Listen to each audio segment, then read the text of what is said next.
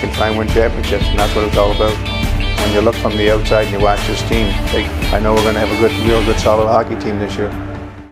Welcome back to Fireside Rangers. I'm your host, Anthony Rivardo, joined by my co-host right here, Eric Wilson. And today we're going to be discussing some recent news regarding the New York Rangers and Nils Lundkvist looking to be traded ahead of training camp. Now, according to the reports, Nils Lundkvist made this trade request last season. This is nothing new, but most recently it came up again because I guess the Rangers might be looking to honor the request, and also Nils Lundkvist and his agent are really pushing to get the Rangers to honor this request. So, Eric, before we really dive into Nils Lundkvist and our thoughts on him, how are you doing today? I'm doing pretty good. It's been a long week, as you know.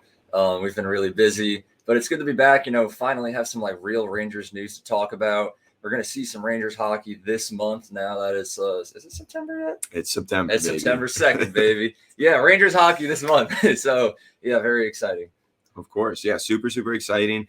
We'll dive into some stats on Nils Lundkvist real quick. He's 22 years old, really young guy. Played in 25 games this last season, put up 4 points. He is a defenseman, really solid one as well. The Rangers did sign Patrick Nemeth last year to kind of mentor Nils Lundkvist, though Patrick Nemeth wasn't really the best player, so he didn't end up being the best mentor. Of course, Nils Lundkvist was playing pretty decently at some point during the season, but then he was sent down, and they brought up Braden Schneider instead, and that caused some controversy within the Rangers. That's really where this is stemming from. That move really rubbed Nils Lundkvist and his agent the wrong way. So that's kind of where this is stemming from. But, Eric, what are your thoughts on that? Is Nils Lundkvist's frustration justified, or is Braden Schneider the better player? Yeah, I don't know if frustration would be the right word for it. I think it's kind of just an agreement on both sides.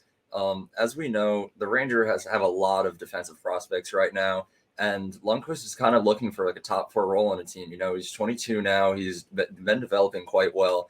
And he is a player that the Rangers do love, but just we don't have room for him. I personally think that Zach Jones is a better player, even though I do love Lundkvist. So I would rather keep Zach Jones on that lineup.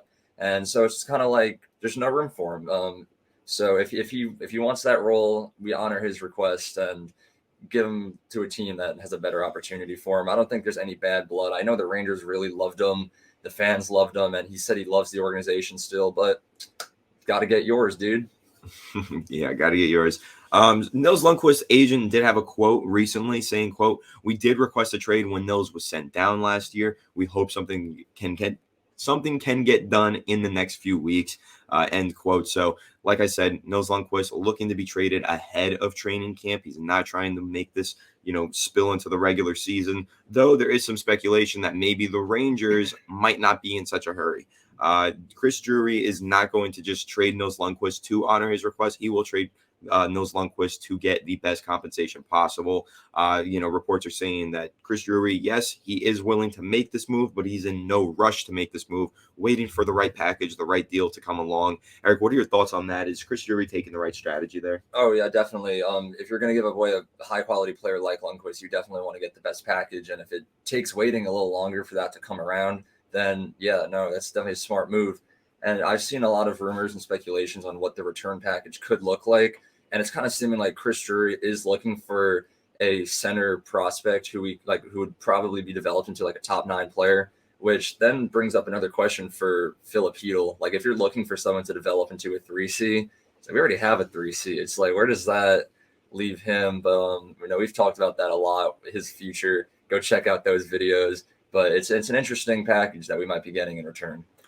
Yeah, we've had a lot of discussions about Filipino, and I don't think those discussions will end anytime soon. We've mentioned before, we think he's a sleeper candidate to be traded mid-season, so that's definitely something to keep in mind when you're really discussing that 3C spot. But diving right back into Nils Lundkvist real quick, and talking about how, he was sent down and Braden Schneider was brought up. Now, Gerard Gallant really likes Braden Schneider. He's got a quote about him, kind of speaking to him.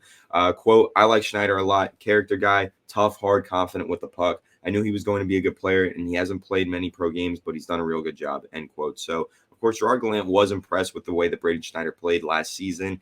Eric, what were your thoughts on Braden Schneider? Were you impressed with him, and do you think that he is the guy here? Yeah, I love Braden Schneider. When he played last season, it was very solid, even throughout the playoffs.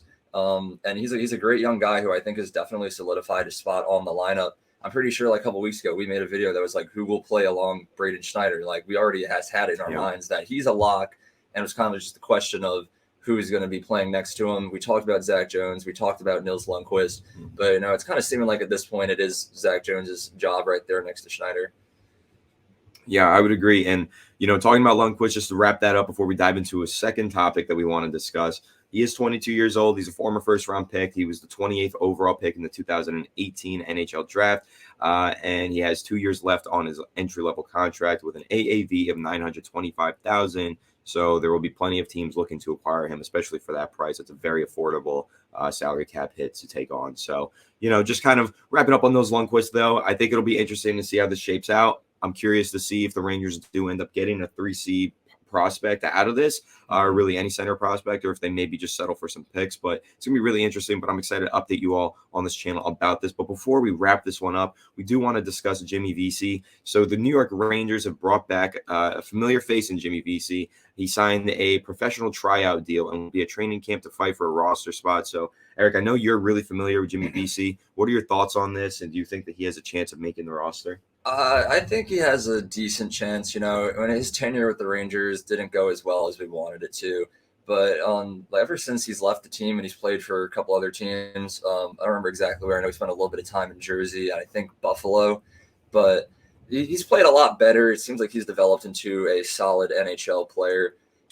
If he'll make this current Rangers roster, though, I'm honestly not sure. We have like a lot of depth now. Our wings are pretty filled up right now. I guess if like Kravtsov isn't playing that well, he can maybe be signed. But I guess we'll see. As we've been saying, like throughout this entire offseason, depth has been the major theme, and it's like now we're kind of transitioning into like the season coming up. I think the new theme that we're going to be talking about a lot is training camp and preseason. That's really going to determine this lineup that isn't set in stone very much besides our top 6 right now. So I think he has a decent chance. I'd probably put him at like 30 to 40%. We see him on the lineup. Nothing too crazy. I don't really think it matters that much if he makes the team or not, because we got so many other guys who can easily fill in that spot. But I don't know. It'd be good to see him back. He's a familiar face, and I know a lot about him. And yeah. Yeah, I think that the Rangers have done a phenomenal job filling out the depth on the roster this offseason. I mean, as he just mentioned, all offseason long, we've been preaching depth.